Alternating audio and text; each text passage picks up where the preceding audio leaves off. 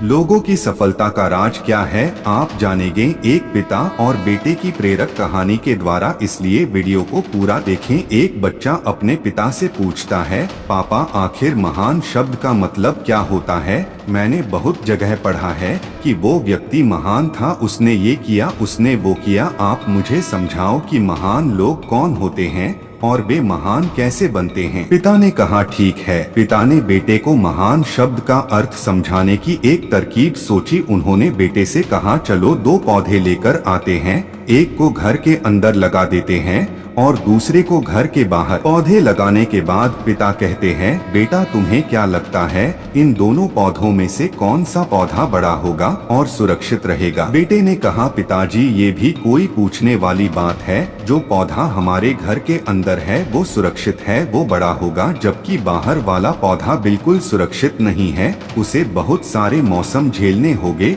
उसे कोई जानवर भी खा सकता है। पिताजी शांत रहे और उन्होंने कहा, बेटा इसका जवाब मैं वक्त आने पर दूंगा। बेटा पढ़ाई करने 4 सालों के लिए बाहर चला जाता है और जब वापस आता है तो घर के अंदर के पौधे को देखकर कहता है, पापा मैंने कहा था ना, इस पौधे को कुछ नहीं होगा, ये सुरक्षित रहेगा। पिता मुस्कुराए और उन्होंने कहा, बेटा जरा बाहर जाकर उस दूसरे पौधे का देख कर आओ। बेटा जब बाहर जाकर देखता है तो एक बहुत बड़ा पेड़ वहाँ पर होता है। बेटे को यकीन नहीं हो रहा होता है कि आखिर वो इतना बड़ा कैसे हो गया, जबकि घर के अंदर का पौधा तो इससे 100 गुना छोटा है। पिता बेटे को समझाते हैं, बेटा ये पौधा इतना बड़ा पेड़ इसलिए बन पाया क्योंकि इसने हर मौसम का सामना किया, हजारों मुश्किलें से लड़ा है, लेकिन अंदर का पौधा सुरक्षित होने की वजह से ना ही उसने कोई मौसम का सामना किया, ना ही उसे ठीक तरह से धूप मिली और इस कारण वो बड़ा नहीं बन पाया।